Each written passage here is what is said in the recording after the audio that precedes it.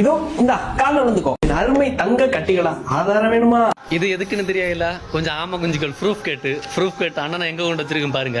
என் அம்மா எழுத்த பத்தியா அந்த விட மாட்டேன் தங்கம். இந்த பத்திரம் என்ன தெரியுமா, சில தங்கங்களுக்கு தெரியும். ஆனா அந்த தங்கங்களை பார்த்து இது உண்மையான தங்கம்னு சொல்லிட்டு ஏமாறுற வெள்ளந்தியான மக்களுக்கு தெரியாது இல்ல. நம்ம பாவப்பட்ட அண்ணன் சீமான் அவர்களும் சாட்டை அவர்களும் தேர்தல் செலவுக்கு காசு இல்லாம, வீட்டு வாடகை கட்ட காசு இல்லாம, சாப்பாட்டுக்கு காசு இல்லாம, வண்டிக்கு டீசல் போட கூட காசு இல்லாம, தன்னோட பிள்ளைக்கு அமெரிக்கன் இன்டர்நேஷனல் ஸ்கூல்ல வருஷத்துக்கு 50 லட்சம் ரூபாய்க்கு ஃபீஸ் கட்ட கூட காசு இல்லாம கஷ்டப்பட்டு வெறும் 15 கோடி ரூபாய்க்கு வாங்கின சொத்து கோல்டுலயும் லேண்ட்லயும் இன்வெஸ்ட் பண்றதான் ப்ராப்பரான இன்வெஸ்ட்மெண்ட். நம்ம பெரியவங்க சொன்ன மாதிரி மண்ணுல போடுற காசும் பொண்ணுல போடுற காசும் வீணாவே போகாது. நம்ம அண்ணன்களுடைய, அதாவது சீமான் அண்ணன் சாட்டை அவர்களுடைய ஞானத்தை பாத்தீங்களா? இந்த பொண்ணான சொத்து அப்படி எங்க தெரியுமாயா இருக்கு? மானா மதுரைக்கு பக்கத்துல இருக்கக்கூடிய நம்ம விருதுநகர்ல. அதுவும் யார் பேர்ல தெரியுமா? நம்ம அண்ணனோட தைரியத்தை கொஞ்சம் பாருங்களேன். பினாமி எல்லாம் கிடையாது, நம்ம அண்ணனுடைய மனைவியான கைவிழி அக்கா அவர்களுடைய பேரில். ஆக்சுவலா இந்த சொத்தை எப்ப ரெஜிஸ்டர் பண்ணி வாங்குறாங்க தெரியுமா? 23/9/2025. இதுல இன்னொரு சுவாரஸ்யம் என்னன்னா, இதுல இருந்து வெறும் 2 மாசத்துக்கு முன்னாடி தான் ஐயா ஸ்டாலின் அவர்களும் சீமான் அவர்களும் சாட்டை அவங்களும் சந்திச்சாங்க. இன்னும் கரெக்டா சொல்லட்டுமா? 20/7/2025.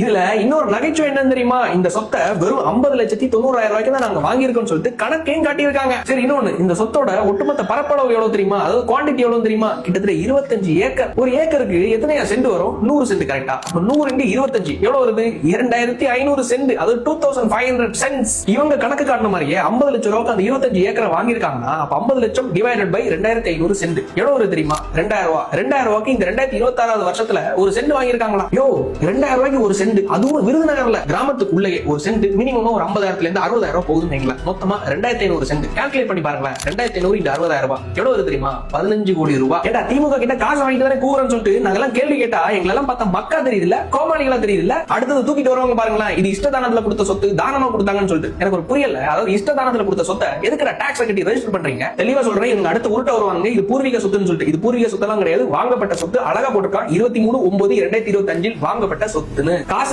இல்ல, வாடகை கட்ட காசு இல்ல, வண்டிக்கு டீசல் போட காசு இல்ல, எதுக்குமே காசு இல்ல, தேர்தல் செலவுக்கே காசு இல்லன்னு சொல்லிட்டு பாவம் ஆசையா பிள்ளைங்க வருஷம் உள்ள உண்டியல்ல சேர்த்த காசு எல்லாம் வாங்குறீங்களேடா. சரி, நீ கேட்ட ஆதாரத்தை தேர்தல் பத்திரத்தோடு காணிச்சிட்டேன்ல.